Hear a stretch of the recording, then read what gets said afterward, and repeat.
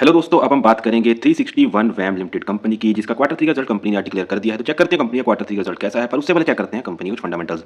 अगर बात करें दोस्तों कंपनी का मार्केट कैप की, तो कंपनी का मार्केट कैप है 23,098 करोड़, जो कि एक मिड कैप कंपनी है। उसके बाद बात करें दोस्तों पीई रेशियो की, प्राइस टू अर्निंग रेशियो की, तो वो है 32.2। तो कंपनी की वैल्यूएशन यहाँ सही लगती है, पर फिर भी चेक करेंगे अब इसके पीएस के साथ कंपेरिजन में कि कंपनी की वैल्यूएशन कहाँ पे स्टैंड करती है। इसके बाद बात करें दोस्तों कंपनी की आरओसीई की, रिटर्न ऑन कैपिटल एम्प्लॉयड, वो है 13.4%, जो कि एक ठीक ठाक आरओसी कह सकते हैं। उसके बाद बात करें दोस्तों आरओआईसी की, रिटर्न ऑन इन्वेस्टेड कैपिटल, वो है 72.3%, जो कि एक बहुत ही ज़्यादा अच्छी आरओआईसी यहाँ पर देखने को मिल रही है। उसके बाद बात करें दोस्तों प्रमोटर होल्डिंग की, तो प्रमोटर होल्डिंग दोस्तों यहाँ 20.8% है, जो कि काफ़ी ज़्यादा कम है। उसके बाद बात करें दोस्तों डेट टू इक्विटी की, तो वो है दोस्तों 2.42।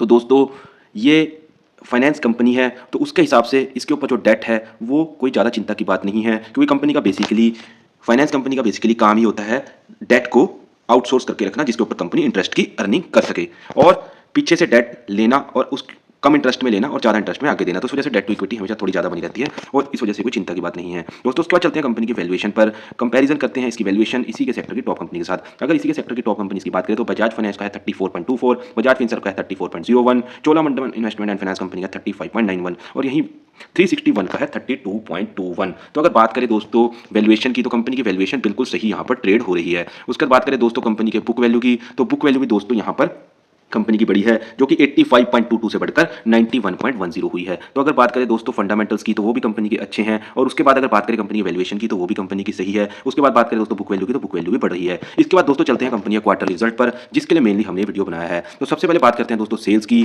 तो जो पिछले क्वार्टर में कंपनी की सेल्स थी वो थी दोस्तों 561 करोड़ की, जो कि बढ़कर इस क्वार्टर में 648 करोड़ की हो गई है। तो दोस्तों कंपनी ने सेल्स के अंदर क्वार्टर ऑन क्वार्टर ग्रोथ दिखाई है। तो क्या सेल्स के साथ साथ कंपनी ने नेट प्रॉफिट में भी ग्रोथ दिखाई है? तो हाँ दोस्तों, यहाँ नेट प्रॉफिट में भी कंपनी ने ग्रोथ दिखाई है, जो कि बढ़कर 186 करोड़ से 192 करोड़ हो गई है। तो दोस्तों अगर यहाँ बात करें क्वार्टर ऑन क्वार्टर रिजल्ट की, तो क्वार्टर ऑन क्वार्टर रिजल्ट तो कंपनी ने बहुत ही अच्छा और शानदार यहाँ पर पेश किया है। तो चेक कर लेते हैं दोस्तों ईयर ऑन ईयर भी क्या कंपनी ने क्वार्टरली ग्रोथ दिखाई है या नहीं।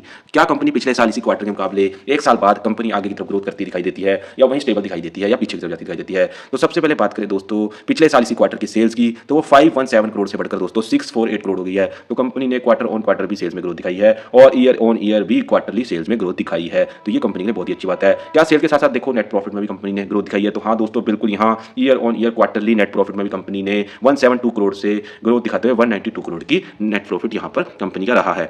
तो ओवरऑल दोस्तों अगर बात करें कंपनी के क्वार्टर 3 रिजल्ट की, जो आज कंपनी ने यहाँ पेश किया है, तो कंपनी का दोस्तों क्वार्टर 3 का रिजल्ट बहुत ही शानदार यहाँ पर हमें देखने को मिल रहा है, क्योंकि क्वार्टर ऑन क्वार्टर सेल्स में भी ग्रोथ है, year on year quarterly sales में भी ग्रोथ है, quarter on quarter net profit में भी ग्रोथ है, और ईयर ऑन ईयर भी नेट प्रॉफिट में ग्रोथ है। तो क्वार्टर 3 के नंबर यहाँ पर दोस्तों बहुत ही पॉजिटिव और शानदार कंपनी ने यहाँ पेश किए हैं। उसके बाद दोस्तों देखते हैं क्या कंपनी का कैश फ्लो पॉजिटिव है या नेगेटिव। वैसे तो दोस्तों जितनी फाइनेंस कंपनीज या आपकी बैंकिंग कंपनीज होती हैं, उनका कैश फ्लो हमेशा नेगेटिव रहता है। दोस्तों यहाँ भी cash flow operative activity company का मार्च हो जाती है, इसके बाद -1, 3, 4, 5 चल रहा है दोस्तों, पर फिर भी कोई चिंता वाली बात नहीं है, क्योंकि कंपनी का मेन काम ही कैश को आगे देकर उसके ऊपर इंटरेस्ट की अर्निंग होती है, जिसकी वजह से कंपनी का कैश फ्लो हमेशा ही आउट फ्लो करता है, जिस वजह से कैश फ्लो कंपनी का नेगेटिव रहता है। तो ये कोई चिंता की बात नहीं है। उसके बाद दोस्तों देख लेते हैं कंपनी का शेयर होल्डिंग पैटर्न। तो कंपनी का शेयर होल्डिंग पैटर्न दोस्तों इस क्वार्टर के अंदर कंपनी ने अपना शेयर होल्डिंग या प्रमोटर्स ने अपनी होल्डिंग दोस्तों और ज़्यादा कम कर ली है, जो कि 20.84% से गिरकर 17.78% हो गई है। तो ये इन्वेस्टर्स के लिए चिंता की बात जरूर है कि प्रमोटर्स अपनी इतनी ज़्यादा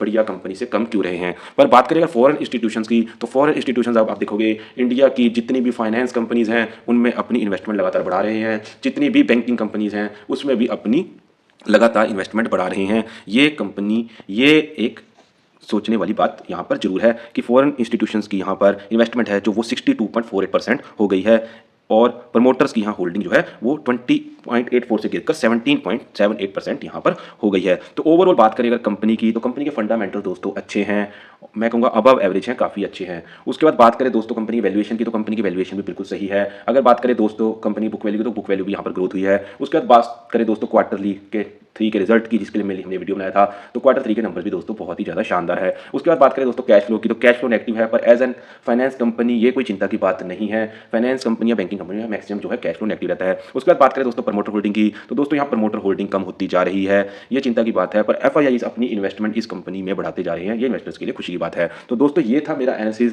361 वैम लिमिटेड के क्वार्टर 3 रिजल्ट का। बाकी आपको मेरी वीडियो कैसी लगी आप हमें कमेंट सेक्शन में बता सकते हैं। अगर आपको वीडियो अच्छी लगी तो आप मेरी वीडियो को लाइक कर सकते हैं, और अगर आगे भी आप हर कंपनी का ऐसे ही क्वार्टर रिजल्ट का डिटेल एनालिसिस देखना चाहते हैं तो मेरे चैनल को सब्सक्राइब कर सकते हैं। Thank you very much.